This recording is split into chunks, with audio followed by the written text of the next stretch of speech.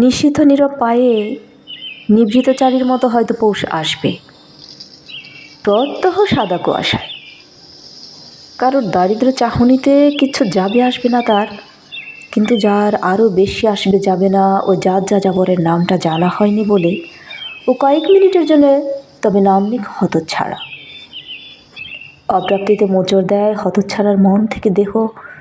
ভ্রুকুঞ্চন সহ্য করার মতো শক্ত কলিজা ওর ছিল, আছে, যদি বয়সী কিশোর।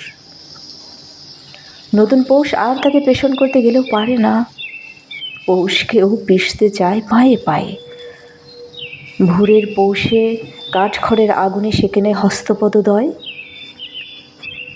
বিবর্ণতায় ছেয়ে গেছে ওর হাত পায়ের শিকড়। নবান্নের জন্য অপেক্ষা করা হয় না, তবু আরেকবার আসতে বলা। রাস্তায় বস্তির মোড়ে মোড়ে হামেশা মুঠি পিঠা, চিতে পিঠা আর যত শীত পিঠা বেচাকিনি হয় বেমালুম। পয়সা করে জুগিয়ে কখনো গেলে নাই নোংরা হাতে। কোনো অসুখ বিসুখ ওর গা ঘেঁষে না, কারণ ও নিজেই অসুখের গোলা। আবারও নিশীথে হঠাৎ পৌষ পালাবে কোথাও না কোথাও। হতচ্ছাড়াটা কিন্তু পালায় না। এত কষ্টেও আবার পৌষের জন্য ওর অপেক্ষা। হাড় কাঁপানো শীতে গা গরম করা বস্ত্রটিও যার নেই, তার কাছে এই পৌষটি প্রতিদ্বন্দ্বী। রোজ রোজকার মতো যার সাথে হয় হাড্ডাহাড্ডি যুদ্ধ, তবু একটা যুদ্ধ তো হয়।